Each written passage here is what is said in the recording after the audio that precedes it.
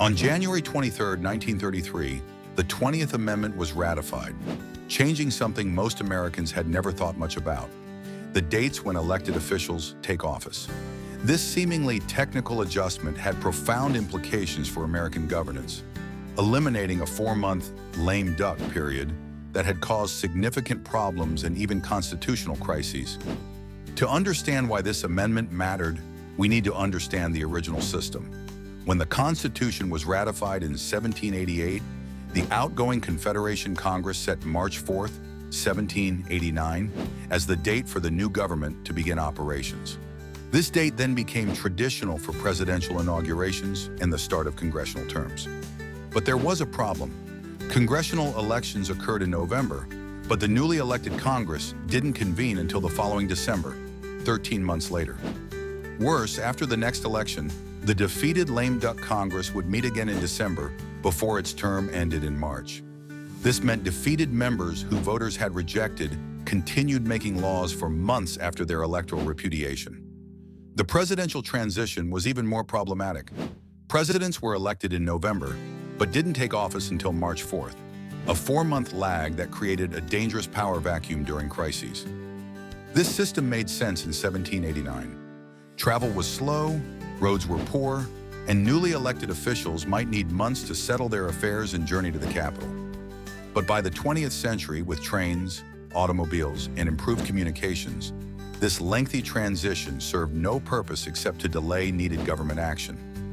The most dramatic illustration of this problem came during Abraham Lincoln's transition in 1860 to 1861.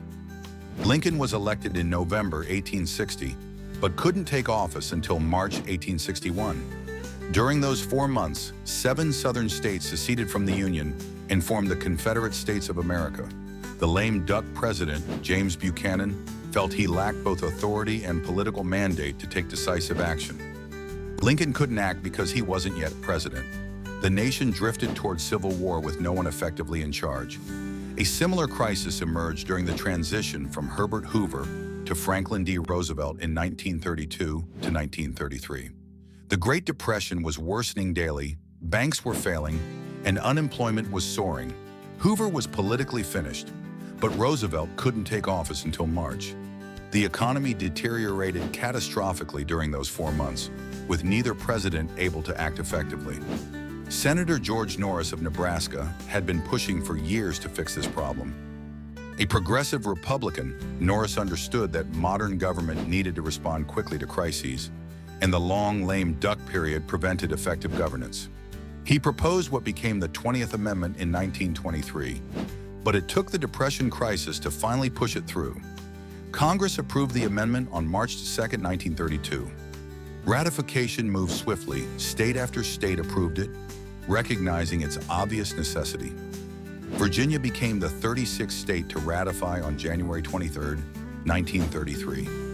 Ironically, this meant the amendment took effect just weeks before Roosevelt's inauguration on March 4, 1933, too late to shorten that particular troubled transition. The amendment's provisions were straightforward but important. It moved the beginning of presidential and vice presidential terms from March 4th to January 20th. Congressional terms would now begin on January 3rd. The newly elected Congress would convene in early January rather than waiting until December, eliminating the long gap between election and taking office. The amendment also addressed succession concerns. It specified that if the president-elect died before inauguration, the vice president-elect would become president. This closed a constitutional gap that had never been clearly resolved. Section 4 gave Congress power to provide for cases where no candidate received a majority of electoral votes and the choice went to the House, but the designated person died before the House could choose. These might seem like unlikely scenarios, but constitutional governance requires planning for every contingency. The 20th Amendment's impact was immediate and positive. The first inauguration under the new system came on January 20th, 1937, when Roosevelt began his second term.